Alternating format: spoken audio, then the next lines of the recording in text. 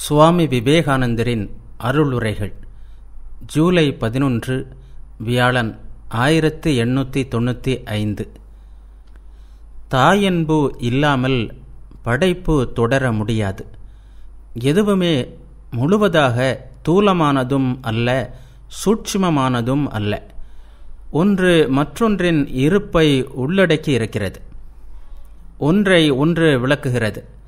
இந்த தூல பிரபஞ்சத்திற்கு அடிப்படை ஒன்று உண்டு என்பதை ஆத்திகர்கள் அனைவரும் ஒப்புக்கொள்கின்றனர். அந்த அடிப்படையின் இயல்பை சொல்வதில்தான் வேறுபடுகிறார்கள். அப்படி அடிப்படை எதுவுமே இல்லை என்று உலகாயுதர்கள் கூறுகிறார்கள். எல்லா மதத்திலும் உணர்வு கடந்த நிலை என்பது ஒரே போன்றதுதான். இந்துக்கள், கிறிஸ்தவர்கள், முகமதியர்கள், பௌத்தர்கள், எந்த மதத்தையும் சாராதவர்கள் என்று யாரானாலும் உடல்நிலையை கடந்து செல்லும்போது அடையும் அனுபவம் ஒன்றுதான். கிறிஸ்தவ மதம் எப்போதும் வாழ்முனையாலேயே பரப்பப்பட்டிருக்கிறது. அமைதியே உருவான அவரது சீடர்கள் இப்படி கொன்று குவிப்பதை என்னவென்று சொல்வது?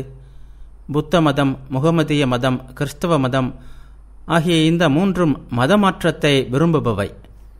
இந்து மதம், யூத மதம், சௌராஷ்டிரிய மதம் ஆகிய மூன்று பழமையான மதங்களும் மதமாற்றத்திற்கு முயன்றதில்லை. பௌத்தர்கள் யாரையும் கொன்றதில்லை. ஆனால் உலக மக்களுள் முக்கால்வாசி பேரை தங்கள் சாந்த குணத்தினாலேயே தங்கள் மதத்தில் சேர்த்து கொண்டனர். பௌத்தர்கள் மிக சிறந்த தர்க்க ரீதியான ஆஞ்ஞேயவாதிகள். சூன்யவாதம், பரம்பொருள்வாதம் என்னும் இரு முனைகளுக்கிடையில் நிற்க உண்மையாக இடமில்லை.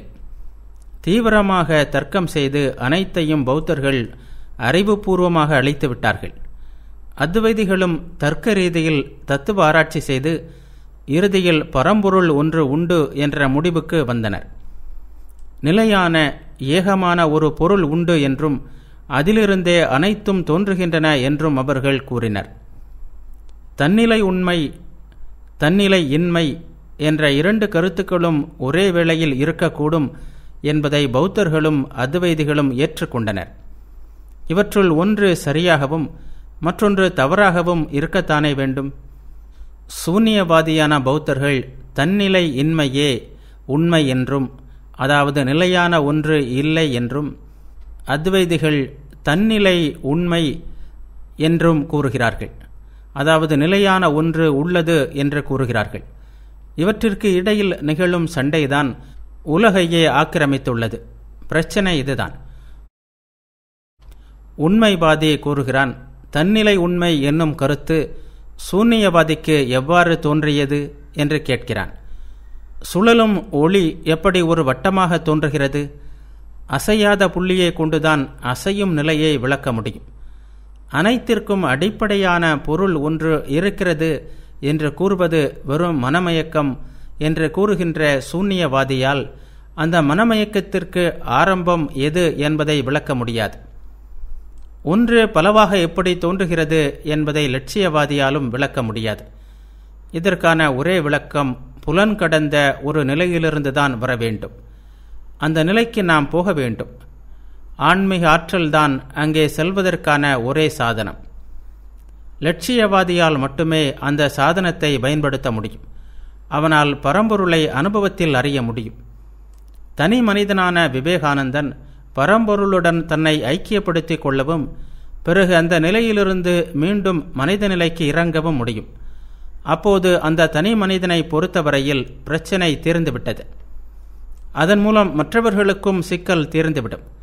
ஏனெனில் அவனால் பிறருக்கு வழிகாட்ட முடியும். இவ்வாறு தத்துவம் முடியும் இடத்தில் மதம் தொடங்குகிறது. இன்று நமக்கு உணர்வு கடந்த நிலையாக இருப்பது வருங்காலத்தில் எல்லோருக்கும் உணர்வு நிலையாக அமைவதுதான் உலகிற்கு நன்மை எனப்படுவது.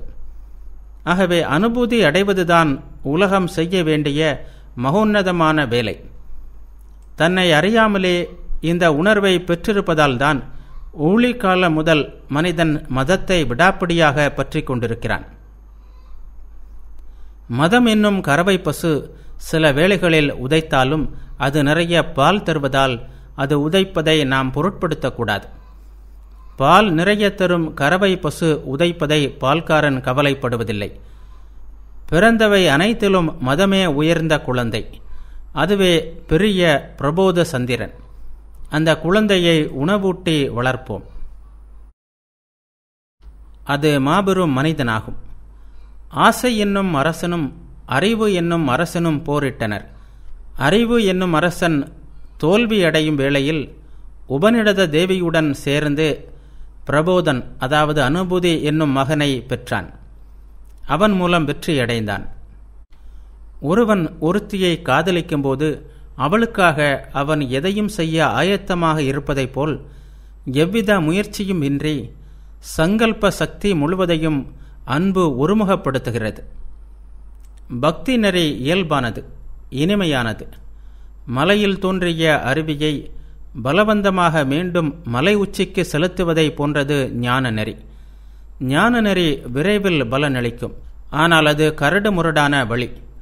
அனைத்தையும் அடக்கு என்று ஞான நெறி கூறுகிறது. பக்தி நெறியோ சரணாகதி அடைந்து நீரோட்டத்தின் போக்கில் உன்னை ஒப்படைத்து விடு என்று கூறுகிறது. பக்தி நெறி நீண்ட நெறியானாலும் எளிய நெறி, இன்பம் தரும் நெறி. என்றென்றும் நான் உனக்கு உரியவன், இனி நான் எது செய்தாலும் அது நீ செய்வதே ஆகும். நான் எனது என்பனவெல்லாம் இனி இல்லை. கொடுப்பதற்கு என்னிடம் பணம் இல்லை, கற்பதற்கான அறிவு என்னிடம் இல்லை, யோகம் செய்ய நேரமில்லை. இறைவா, என் உடல் மனம் அனைத்தையும் நான் உன்னிடம் ஒப்படைத்து விட்டேன். ஆன்மாவிற்கும் இறைவனுக்கும் இடையே அறியாமையோ அல்லது தவறான கருத்துக்களோ எந்தவித தடையையும் உண்டாக்க இயலாது. இறைவன் இல்லாமல் போனாலும் அன்பை உறுதியாக பற்றிக்கொள். அழுகிய மாமிசத்தை நாடும் நாயாக வாழ்வதை விட கடவுளை தேடி மடிவது மேலானது. உயர்ந்த லட்சியம் ஒன்றை தேர்ந்தெடு. உன் வாழ்வை அதற்காகவே செலவழி. இறப்பது உறுதி.